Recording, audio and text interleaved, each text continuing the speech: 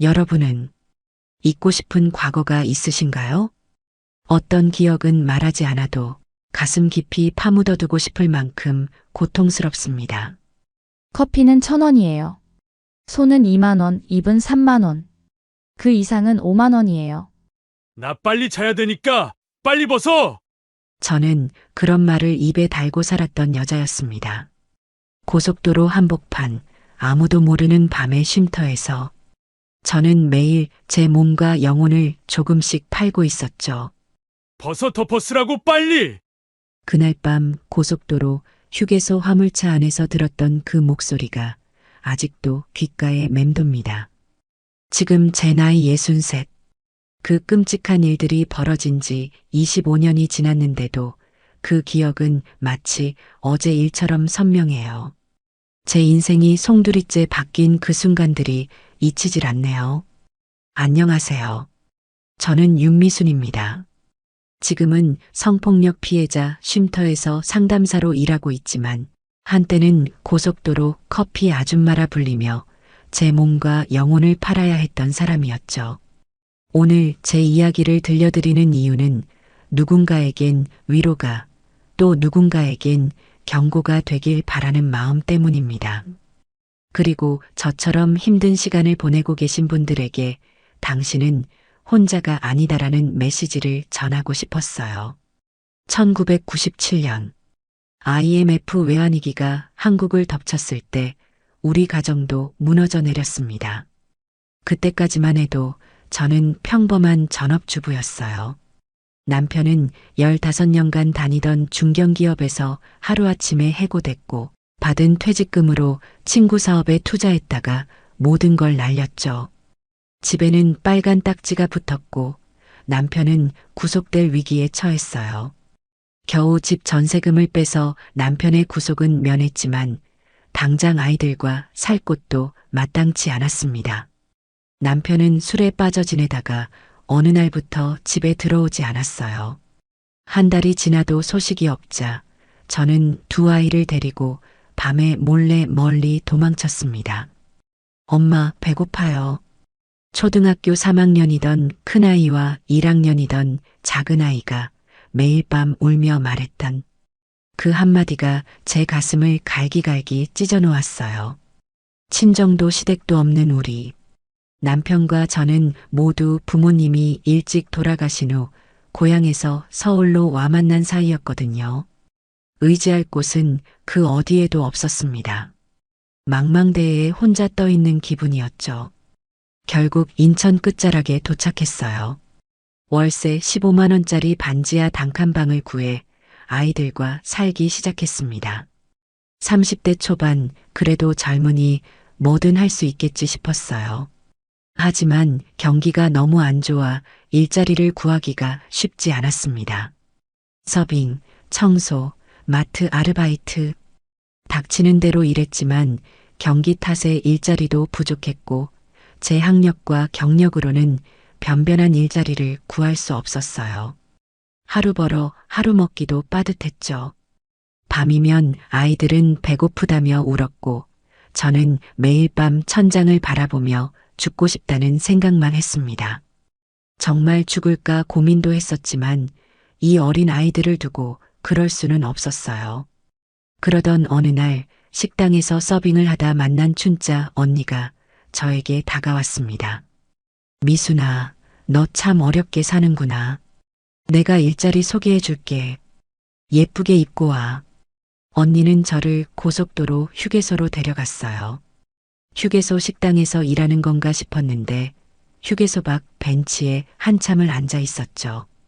언니는 보온물병에 물과 커피 믹스, 종이컵을 저에게 주면서 말했어요. 화물차 기사들은 밤새 운전해야 돼서 피로를 풀어야 해. 우리가 출장으로 커피를 파는 거야. 가서 커피값 받고 타주면 돼. 이동식 다방이야. 이해했어? 가끔 말동무도 해주고 그러면 돼. 다 외롭고 힘든 사람들이야. 너랑 나처럼. 몇 날 며칠을 운전하려면 얼마나 힘들고 외롭겠니? 처음엔 단순히 커피만 파는 줄 알았어요. 언니가 시키는 대로 화물차가 서면 차창을 똑똑 두드리고 그 옆에 탔습니다. 커피를 타주고 1,000원이라고 했어요. 그랬더니 기사가 3만 원을 건네며 말했죠. 아줌마 처음이야? 나 피곤하니까 빨리 벗어. 한번 하고 자야 개운해. 내리려고 하니까 그가 제 손목을 잡았어요. 그 순간 온갖 마음이 교차했습니다. 손에 들린 3만 원을 보면서 이 돈이면 아이들에게 책도 사주고 자장면도 사줄 수 있겠다는 생각에 눈을 꽉 감았죠. 당장 집에 쌀도 없는 게 생각났으니까요. 그렇게 제 고속도로 커피 아줌마 인생이 시작됐습니다. 여러분의 구독과 좋아요는 이런 아픈 이야기들이 더 많은 사람들에게 알려질 수 있도록 하는 큰 힘이 됩니다. 제 이야기가 누군가에게 작은 위로라도 된다면 그것만으로도 제가 지나온 고통의 시간들이 조금은 의미가 있지 않을까 생각해요. 커피 한 잔 1,000원, 손 2만 원, 입 3만 원, 그 이상은 5만 원. 제 몸에는 이렇게 가격표가 붙었습니다. 처음엔 창피함과 수치심에 몸이 떨렸지만 점점 무감각해져 갔어요. 트럭 기사들은 저를 사람이 아닌 물건처럼 대했고 욕을 던지며 돈을 더 건네는 일이 다반사였죠. 모욕을 견디는 게 일상이 되었습니다. 이 더러운 년 돈 더 줄 테니까 더해. 이런 말들이 매일 귓가에 맴돌았어요. 하지만 그때의 저는 더럽다는 생각조차 할 겨를이 없었습니다. 오직 이 돈으로 애들 학원비 낼 수 있겠다. 오늘은 아이들에게 자장면을 시켜줄 수 있겠구나라는 생각뿐이었죠. 특이한 손님도 참 많았어요. 어떤 사람은 욕해도 되냐고 물어보더니 평생 처음 들어보는 욕설을 퍼부었습니다. 무섭기도 하고 비참했지만 자기는 욕을 해야 된다며 10,000원을 더 주더군요. 그렇게 생각하니 참아지는 게 신기했습니다. 어떤 사람은 손으로 하기로 하고선 갑자기 거칠게 다른 걸 요구하고는 돈도 안 주고 내리라고 윽박을 지르기도 했어요. 그런 날이면 온몸이 멍들고 마음에도 멍이 들었습니다. 하지만 울 시간조차 없었어요. 다음 차를 기다려야 했으니까요. 밤이면 아이들이 잠든 모습을 바라보며 조용히 울었습니다. 이게 맞는 걸까?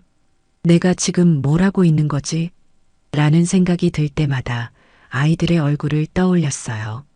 최소한 아이들은 저처럼 되지 않게 하고 싶었거든요. 교육만큼은 제대로 시켜서 이런 세상에서 벗어날 수 있게 해주고 싶었습니다. 아침이면 몇 번이고 샤워를 했어요. 하지만 아무리 씻어도 그 더러움은 씻겨나가지 않았습니다. 거울 속에 제 모습을 마주하는 것조차 두려워졌어요. 눈빛이 점점 죽어가는 것을 느꼈습니다. 자존감은 바닥으로 떨어졌고 저는 제 자신을 점점 잃어가고 있었습니다. 한 달, 2달. 그렇게 계절이 바뀌고 1년이 지났을까요? 어느 날 밤 익숙한 동작으로 커피 포트를 들고 트럭들 사이를 걸어 다니고 있었어요. 손은 2만 원, 입은 3만 원, 그 이상은 5만 원이에요. 늘 하던 말을 반복하는데 갑자기 누군가 제 이름을 불렀습니다. 미순아. 너무 놀라서 뒤를 돌아봤어요. 제 앞에 서 있는 사람은 다름 아닌 첫사랑 상철 오빠였습니다. 중학생 시절 풋풋했던 제 첫사랑이자 고향에서 함께 자란 3살 위 오빠였어요. 오빠. 창피함과 당혹감에 온몸이 굳어버렸습니다. 이런 모습으로 다시 만나게 될 줄은 상상조차 못했으니까요. 죽을 만큼 부끄러웠어요. 상철 오빠는 경찰 제복을 입고 있었습니다. 내가 경찰이 됐어. 너 여기 있다는 소문 듣고 왔어. 고속도로 휴게소에서 불법 성매매 신고가 들어와서 단속 준비하고 있어. 미순아, 이거 위험해. 단속 들어가면 감옥에 갈 수도 있어. 오빠의 말에 온몸이 떨렸어요. 가슴이 쿵쾅거렸고 머릿속이 하얘졌습니다. 현실이 눈앞에 펼쳐졌어요. 제가 감옥에 가면 아이들은 고아원에 갈 거라는 생각에 공포가 엄습했습니다. 이제야 제가 얼마나 위험한 일을 하고 있었는지 깨달았어요. 오빠는 주위를 살피더니 제 손에 10만 원을 쥐어주었습니다. 지금 당장 그만둬. 애들은 어디 있어? 여긴 너 같은 애가 있을 곳이 아니야. 그 순간 지난 1년간 억눌러왔던 모든 감정이 한꺼번에 터져 나왔습니다. 오빠 앞에서, 차 안에서 저는 오열했어요. 눈물, 공포, 수치, 후회가 한꺼번에 밀려왔습니다. 그 10만 원은 제게 치욕이자 구원이었고 제 인생이 바뀌는 작은 불씨가 되었어요. 이러면 어떻게 살아? 아이들은 어떻게 해? 일단 그만둬. 다른 방법을 찾아보자. 상철 오빠의 말에 저는 고개를 끄덕였습니다. 집으로 돌아가는 버스 안에서 펑펑 울었어요. 그동안 제가 무슨 짓을 했던 걸까? 하지만 이제는 달라질 거라고, 다시는 몸 팔지 않겠다고 다짐했습니다. 집에 돌아와 자고 있는 아이들의 얼굴을 보니 가슴이 찢어질 듯 아팠어요. 아이들은 제가 야간 공장에서 일한다고만 알고 있었거든요. 작은 아이가 잠결에 저를 끌어안으며 말했습니다. 엄마, 많이 피곤하지? 이제 좀 쉬어요. 그 순간 무너져 내렸어요. 아이들 곁에 누워 소리 없이 흐느꼈습니다. 다시는 그런 일을 하지 않겠다고 제 자신에게 약속했어요. 죽어도 안 할 거라고요. 다음 날부터 저는 정말 새 사람이 되기로 했어요. IMF가 지나가고 경기가 조금씩 풀리고 있었습니다. 저는 식당, 배달, 청소, 닥치는 대로 일했어요. 하루에 3개, 4개씩 일을 뛰어다니며 아이들의 생계를 꾸렸습니다. 미순아, 너 진짜 부지런하다. 어떻게 그렇게 쉬지도 않고 일해? 같이 일하던 동료들이 놀라워했지만 저는 웃으며 대답했어요. 애들 먹여 살려야지. 그리고 더 이상 내려갈 곳은 없으니까 이제 올라갈 일만 남았어. 어느 날 일용직으로 자주 갔던 동네 식당 사장님이 저를 불렀습니다. 미순 씨, 이제 정기적으로 우리 식당에서 일하는 게 어때? 월급도 줄 테고 시간도 좀 더 융통성 있게 해줄게. 너무 기뻤어요. 드디어 안정된 직장을 갖게 된 것 같았습니다. 아이들에게도 당당하게 말할 수 있었죠. 엄마가 이제 좋은 일자리 구했어. 앞으로 더 잘 살 수 있을 거야. 1달, 2달이 지나고 있었습니다. 그날 밤 마감 청소를 하고 있는데 갑자기 사장이 뒤에서 제 허리를 감싸 안았어요. 사장님, 뭐 하시는 거예요? 소리를 질렀더니 사장은 저에게 5만 원을 던지며 웃었습니다. 너 고속도로에서 몸 파는 아줌마라며? 다 알아. 그 순간 하늘이 무너지는 것 같았어요. 무슨 소리냐고 아니라고 했지만 사장은 계속해서 저를 조롱했습니다. 너랑 했던 화물차 기사가 내 단골이야. 내가 맛집이라 트럭 기사들이 많이 오거든. 다 알아. 나도 좀 해주지. 제가 거부하고 나가려 하자 그는 다른 말을 꺼냈어요. 그럼 난 너 신고할 거야. 고속도로 커피 아줌마라고. 시키는 대로 해. 그렇게 사장의 협박은 시작되었습니다. 벌을 받는 것 같았어요. 다시 열심히 살면 좋은 날이 올 줄 알았는데 사장은 가게 문을 닫은 후 사무실로 저를 불렀고 거부할 때마다 신고하겠다. 아이들 학교에도 알리겠다고 협박했습니다. 결국 저는 3개월간 그 사장의 노예가 되었어요. 매일 밤 사장의 요구에 시달렸고 낮에는 마치 아무 일도 없었던 것처럼 손님들을 상대했습니다. 식당에서 음식을 나를 때마다 제 마음은 조금씩 죽어갔어요. 어느 날 저녁 마지막 손님이 나가고 사장이 다가오는데 갑자기 식당 문이 벌컥 열렸습니다. 사장의 아내였어요. 당신 뭐 하는 거야? 이 여자랑? 사장의 아내는 이미 모든 걸 알고 있었나 봐요. 그녀의 눈빛이 분노로 가득 차 있었습니다. 아줌마가 날 유혹했어. 계속 달라붙어서. 사장은 뻔뻔하게 저를 탓했어요. 그러자 그의 아내는 제 머리채를 잡고 식당 밖으로 끌고 나갔습니다. 남편 꼬시는 년. 동네 한복판에서 머리채를 잡히고 맞는데도 저는 아무 말도 할 수 없었어요. 그래, 이렇게 벌 받자 하며 그냥 맞고 있었습니다. 주변 사람들이 모여들었고 누군가 경찰에 신고했어요. 결국 저는 경찰서로 끌려갔습니다. 미순아. 경찰서에서 담당 경찰을 만났는데 그는 다름 아닌 상철 오빠였어요. 정말 운명이라는 게 있나 봅니다. 오빠는 제 모습을 보고 깊은 한숨을 내쉬었습니다. 왜 그랬어? 내가 그만두라고 했잖아. 하염없이 눈물만 흘렀어요. 상철 오빠는 사태를 진정시킨 후 저를 조용한 상담실로 데려갔습니다. 그리고 국밥 한 그릇을 제 앞에 놓았어요. 먹어. 그리고 말해봐, 미순아. 이제는 됐어. 따뜻한 국밥에서 올라오는 김과 함께 제 눈에서도 뜨거운 눈물이 흘러내렸습니다. 저는 모든 걸 털어놨어요. 성매매, 협박, 도망, 절망. 지난 몇 년간 겪었던 모든 일들을요. 사장은 협박과 공갈죄, 폭행죄로 입건될 거야. 그럼 저는 성매매로 처벌받는 건가요? 체념한 채 물었더니 상철 오빠는 고개를 저었습니다. 그건 이 사건과는 관계없어. 그리고 내가 피해자야, 미순아. 다시 제 인생에 빛이 생겼어요. 모든 걸 고백하니 후련했습니다. 그동안 알려질까 노심초사했는데 이제는 더 이상 숨기지 않아도 된다는 안도감이 밀려왔어요. 너한테 필요한 건 처벌이 아니라 도움이야.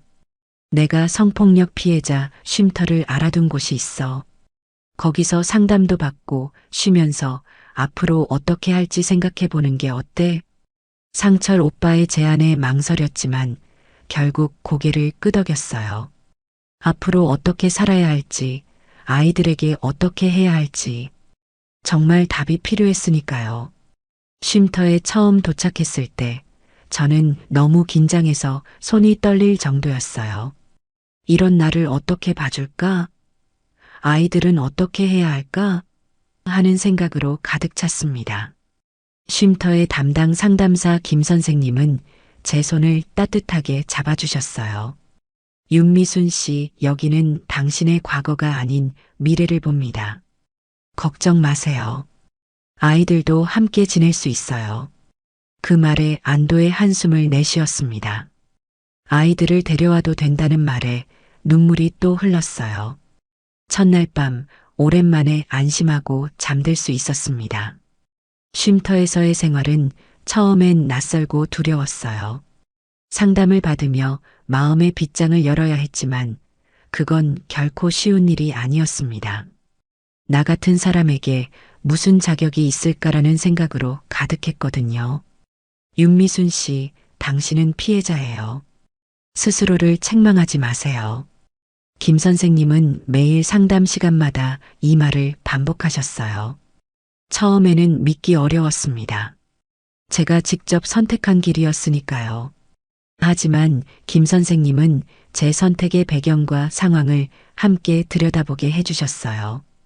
당시 미순 씨에게는 선택권이 없었어요. 그건 자발적 선택이 아니라 생존을 위한 유일한 방법이었던 거죠. 조금씩 제 마음이 열리기 시작했습니다. 아이들도 쉼터에서 새로운 환경에 적응해 갔어요. 처음에는 왜 갑자기 생활 환경이 바뀌었는지 이해하지 못했지만 쉼터에서 제공하는 안전한 공간과 따뜻한 식사, 그리고 선생님들의 관심 속에서 점점 밝아졌습니다. 엄마, 여기 좋아요. 선생님들도 친절하고 밥도 맛있어요. 아이들의 말에 제 마음도 놓였어요. 특히 큰아이는 쉼터의 선생님들에게 많은 사랑을 받으며 자신감을 되찾아갔습니다. 한 달이 지났을까요? 쉼터에서 새로운 여성들이 들어오는 날이었어요. 그중 한 여성은 제가 고속도로에서 봤던 얼굴이었습니다. 그녀는 저를 알아보고 깜짝 놀랐어요. 언니, 여기서 뭐해요? 나도 너처럼 여기서 도움받고 있어. 그녀는 울음을 터뜨렸습니다. 저도 그녀를 안아주며 울었어요. 같은 아픔을 공유하는 사람들끼리의 연대감은 말로 표현할 수 없는 위로가 되었습니다. 그러다 문득 깨달았어요. 제 경험이 다른 여성들에게 도움이 될 수 있겠다는 생각이 든 거죠. 저는 김 선생님께 제안했습니다. 선생님, 저도 뭔가 도울 수 있을까요?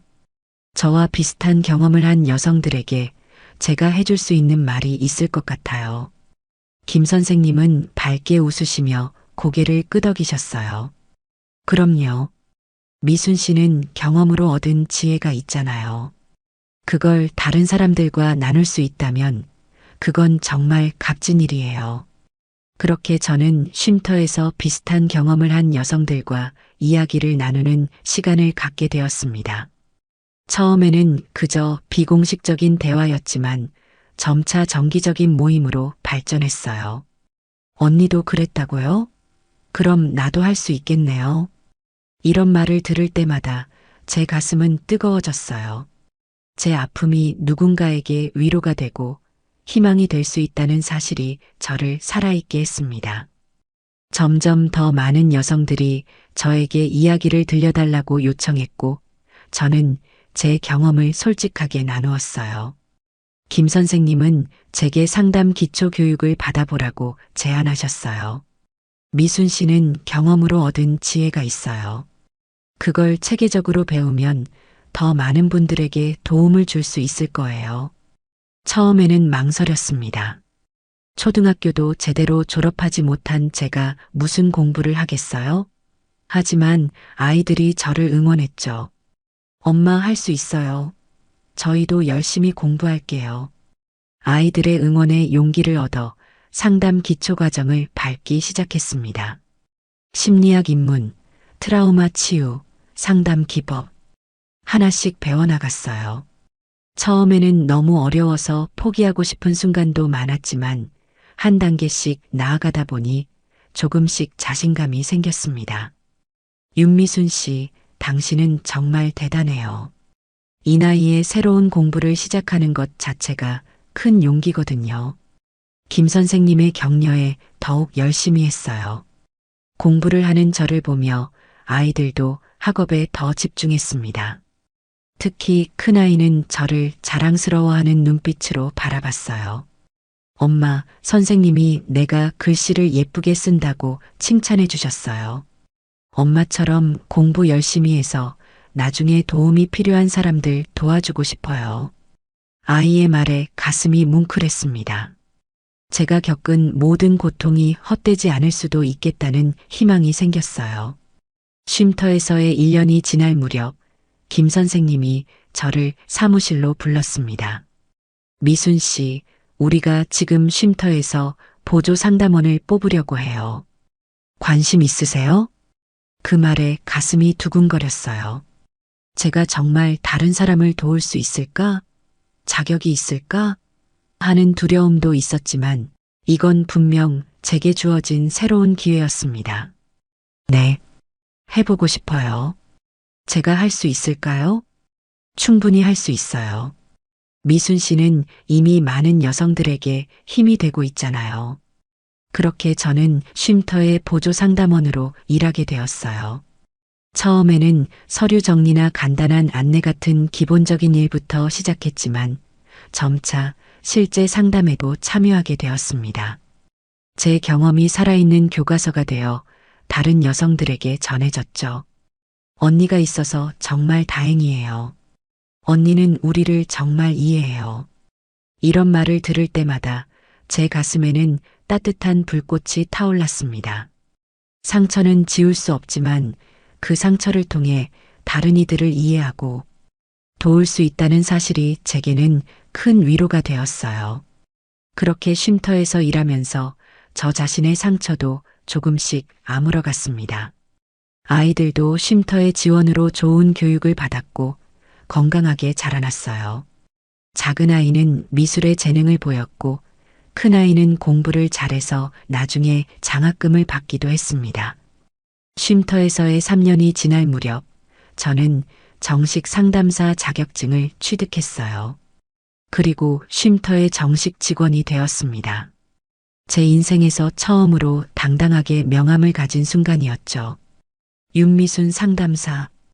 그 이름이 적힌 명함을 손에 쥐었을 때 저는 울음을 참을 수 없었어요.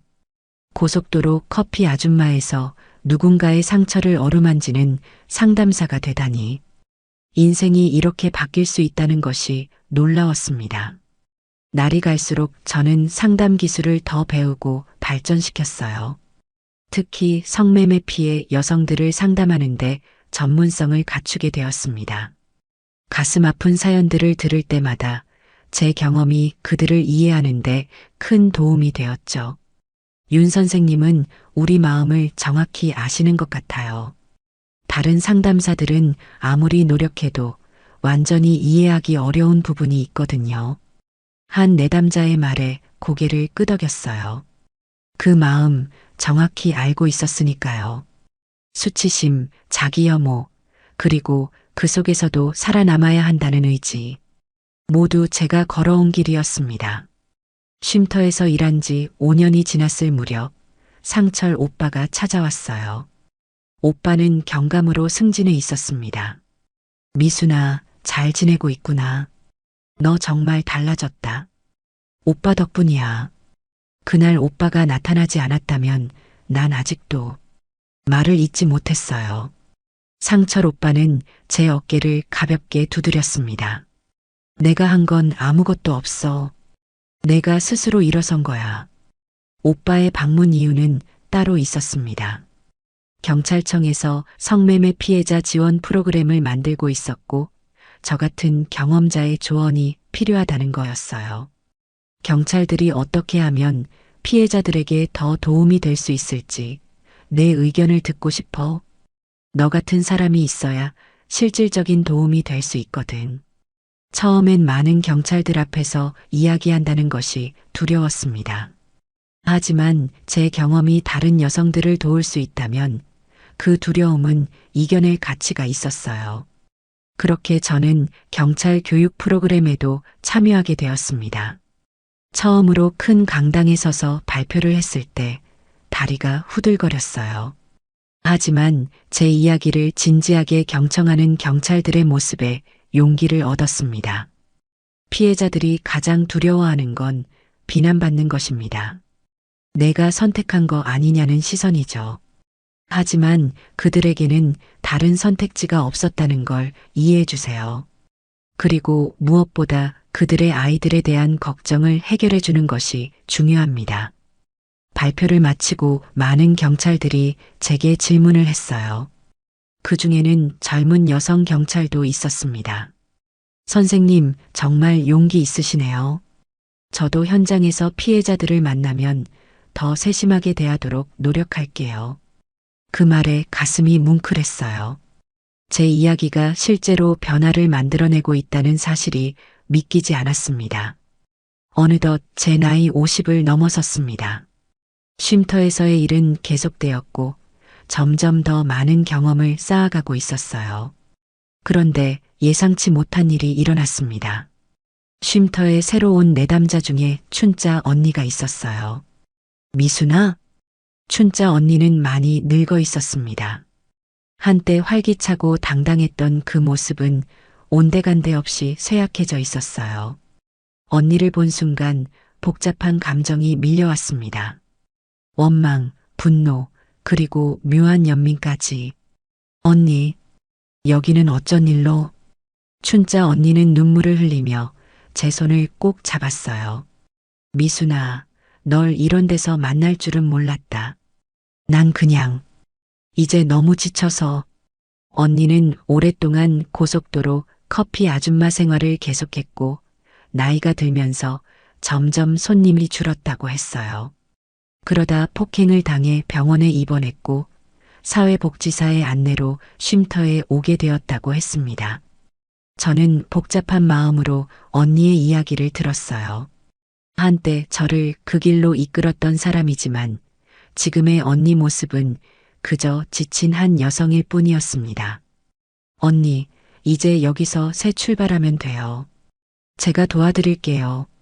춘자 언니와의 만남은 제게 또 다른 치유의 계기가 되었습니다. 오랫동안 가슴 한구석에 남아있던 언니에 대한 원망을 내려놓을 수 있었어요. 그리고 누구도 온전히 가해자도 온전히 피해자도 아닐 수 있다는 걸 깨달았습니다. 미순아, 넌 참 대단하다. 이렇게 훌륭한 사람이 되다니. 언니의 말에 고개를 저었어요. 그냥 살아남았을 뿐이에요, 언니. 우리 모두 그런 거죠. 춘자 언니는 쉼터에서 6개월을 지낸 후 요양원으로 옮겨갔습니다. 가끔 찾아가 안부를 묻고 이야기를 나누었어요. 우리는 서로의 상처를 이해하게 되었습니다. 50대 후반, 저는 쉼터의 중견 상담사가 되어 있었어요. 경찰청 교육뿐만 아니라 사회복지사, 상담사들을 대상으로 한 강의도 자주 했습니다. 성매매 피해자 지원 실무라는 책을 공동 집필하기도 했죠. 그러던 어느 날, 한 젊은 여성이 쉼터에 왔습니다. 20대 중반으로 보이는 그녀의 눈빛이 예전의 저와 놀랍도록 닮아 있었어요. 그 공허하면서도 결연한 눈빛. 도움을 받을 수 있을까요? 쉼터의 새로운 내담자 수진이었습니다. 수진이는 대학을 졸업하고 취업을 준비하던 중 빚에 쫓기게 되었어요. 온라인으로 만난 남자가 투자를 도와주겠다며 접근했고 결국 그녀는 빚을 갚기 위해 성매매를 강요당했다고 했습니다. 제가 바보였어요. 어떻게 그런 말을 믿었는지. 수진이는 자책하고 있었어요. 그 모습이 너무나 익숙했습니다. 예전에 저 자신을 보는 것 같았어요. 수진 씨, 당신이 바보가 아니에요. 우리는 절박할 때 구원의 손길이라고 생각되는 것에 의지하게 돼요. 그게 인간이죠. 수진이와의 상담은 저에게도 특별했습니다. 그녀를 통해 제 과거를 다시 마주하게 되었고 또 다른 치유의 단계를 경험했어요. 수진이는 점점 회복되어 갔고 자신의 경험을 다른 여성들과 나누기 시작했습니다. 윤 선생님 덕분에 제가 다시 일어설 수 있었어요. 저도 언젠가 선생님처럼 누군가에게 도움이 되고 싶어요. 수진이의 말에 깊은 감동을 받았습니다. 이렇게 상처는 치유되고 또 다른 치유자가 탄생하는 거구나 싶었어요. 63. 이제는 쉼터의 원장이 되어 있었습니다. 일선에서 직접 상담하는 일은 줄었지만 여전히 특별한 사례에는 개입했어요. 그리고 정부 기관이나 국제 컨퍼런스에서 한국의 성매매 피해자 지원 시스템에 대해 발표하기도 했습니다. 얼마 전 한 청년 여성이 저를 찾아왔어요. IMF 때의 제 모습과 똑 닮은 눈빛을 가진 그녀는 자원봉사자로 쉼터에 온 대학생이었습니다. 윤 선생님, 선생님 이야기를 듣고 싶어요. 어떻게 그 모든 일을 겪고도 이렇게 강한 사람이 되셨는지. 저는 그녀에게 제 이야기를 조심스레 들려주었어요. 고속도로 커피 아줌마로 살았던 날들, 상철 오빠를 만난 순간, 쉼터에서 새 삶을 시작한 과정. 모든 것을요. 저는 강한 사람이 아니에요. 그저 하루하루 버티다 보니 여기까지 온 거죠. 중요한 건 혼자가 아니라는 걸 깨닫는 거예요. 우리 모두에게는 도움의 손길이 필요합니다. 그녀는 눈물을 흘리며 말했어요. 선생님 같은 분이 있어서 다행이에요. 저도 꼭 누군가에게 그런 사람이 되고 싶어요. 창밖을 바라보며 생각했습니다. 내가 커피잔 속에 갇혀있던 그 시절, 상철 오빠는 나를 꺼내줬다. 이제는 내가 그 커피잔 밖으로 나온 이야기를 누군가에게 건네야 할 차례다. 지금 저는 쉼터에서 일하며 젊은 여성들을 돕고 있습니다. 제 인생의 상처들은 여전히 아프지만 그 상처를 통해 다른 이들의 아픔을 이해하고 함께 걸어갈 수 있게 되었어요. 인생은 커피처럼 쓰기도 합니다. 하지만 그 쓴맛을 견디고 나면 단맛은 그만큼 깊어지죠. 그리고 언젠가 그 커피 한 잔이 누군가에게 따뜻한 위로가 될지도 모릅니다. 저는 이제 더 이상 고속도로 커피 아줌마가 아닙니다. 저는 윤미순입니다. 상담사이자 누군가의 희망이 되어주는 사람이지요. 그리고 그것으로 충분합니다.